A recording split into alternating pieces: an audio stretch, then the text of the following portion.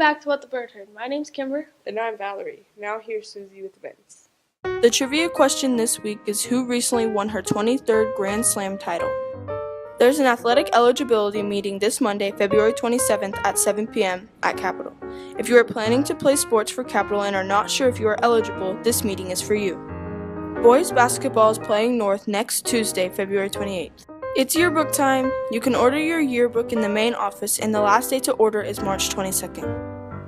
Morning, it's Mrs. Jensen. We're here to talk about the book club. So for fifth period lunch, we are reading Endangered. The Congo is a dangerous place even for people who are trying to do good. This is the story of one girl who follows her mother to her sanctuary for bonobos in the Congo. But when revolution breaks out, their sanctuary is attacked by terrorists, and she has to escape with a baby bonobo to the jungle. Together, she and the baby bonobo fight to keep safe, to eat, and to survive. It's a great survival story for animal lovers, adventure lovers, and anyone who wants to read about Africa.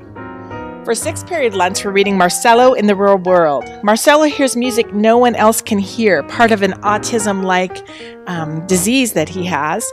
But he's always attended a special school where his differences have been protected. But this summer, after his junior year, his father demands that Marcelo work in his law firm in order to experience the real world. It's here that he learns about competition, jealousy, anger, and desire, but it's a picture he finds in a file, a picture of a girl with half a face that truly connects him with the real world, its suffering, its injustice, and what he can do to fight it. This is an amazing book that will stick with you long after you've read the last page.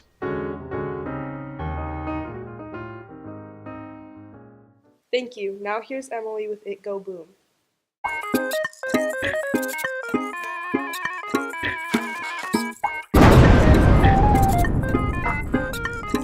Hi, Emily. I hear you wanted to see something blow up. Yeah. Are you sure? You look a little uncertain about that.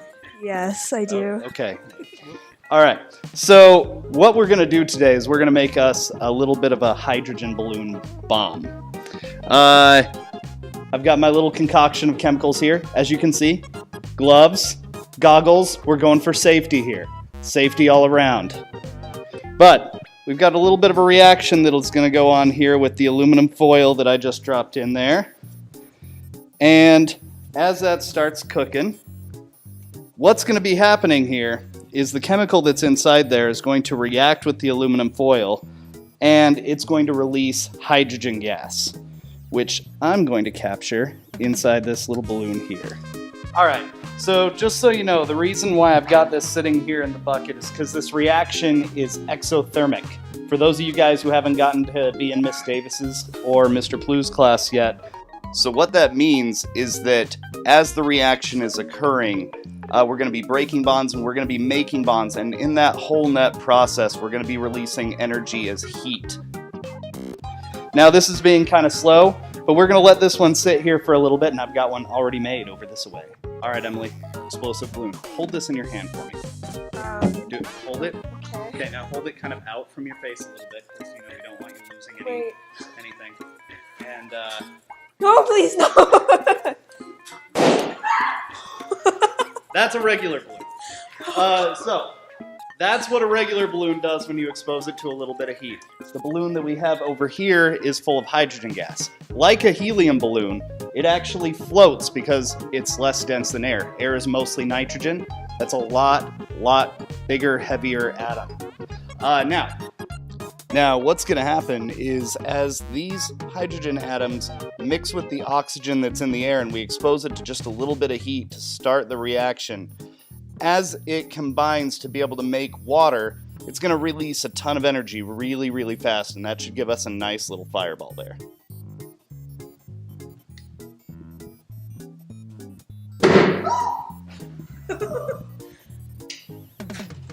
And there you go. It go boom. Thank you, Emily and Mr. Dean. Here's the next episode with people.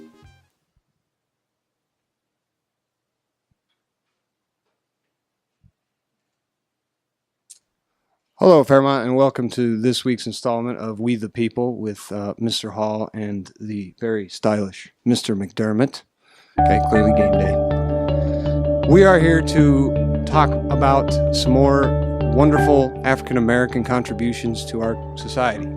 As this is Black History Month, we thought that this was the time to take this opportunity to highlight some lesser known African Americans who have in fact contributed a great deal to our country. I am going to be speaking about Charles Richard Drew. He's the gentleman over here, young, dapper man, born in 1904. Ultimately, he will gain an athletic scholarship to college, and he will have great success athletically, but more importantly, he begins to excel in the classroom. In particular, as he's studying in Canada, due to lack of opportunities in the United States at the time, he begins to look into the processes by which we store and transmit plasma, which is blood without blood cells. It's able to store a lot longer, and this is the gentleman who figured that out. And ultimately, in 1938, he is put in charge of developing a blood bank to help support the British in their war efforts that were clearly upcoming. He does such a wonderful job that ultimately the United States puts him in charge of managing the blood bank for our troops.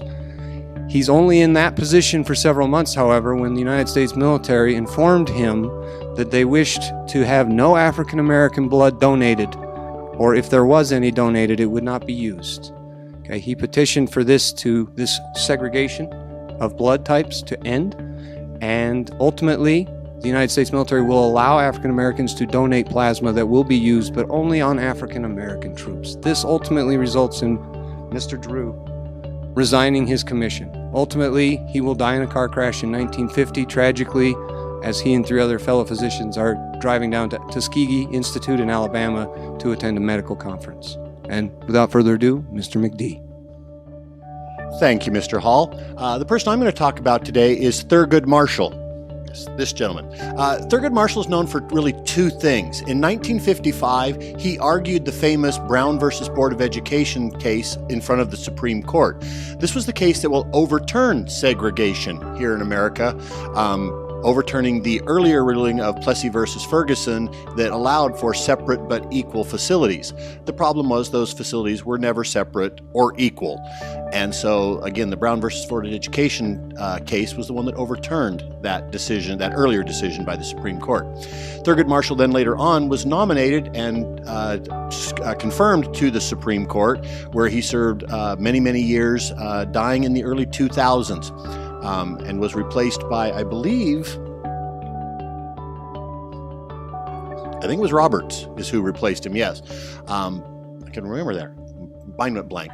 But again, that's what he became known for, and again, made many was part of many very famous and important rulings on the civil rights movements during the 1960s and 70s. That was this week's episode of We the People. Thank you. Have a great weekend, Fairmont. Thank you. Now here's Susie with Fairmont's Got Talent.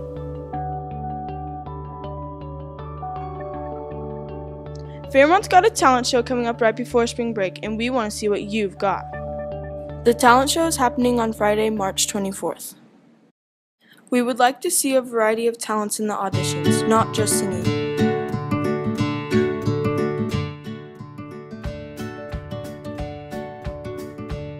Applications are available in the main office and need to be turned into Mr. Kloppenberg by Friday, March 2nd. So show us what you can do, Fairmont. Thank you, Susie. Now here's Emily with the lip sync battle. Welcome back to the lip sync battle. This week we'll be having Mrs. Nielsen versus Mrs. Moeller singing Aretha Franklin's Respect. Now here's Mrs. Nielsen.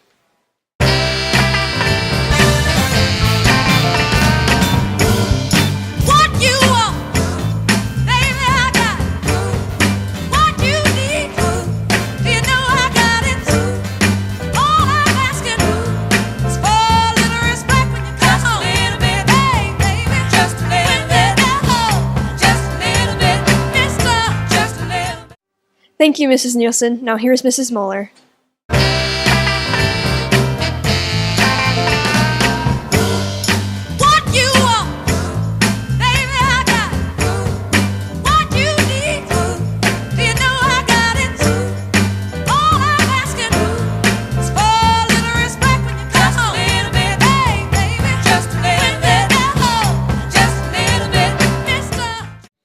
Thank you, Mrs. Moeller. Don't forget to vote at the end of the video. Thank you, Emily. Thank you to both of the teachers for their amazing performances. That's all the time we have for today. Have a fun Friday, Fairmont.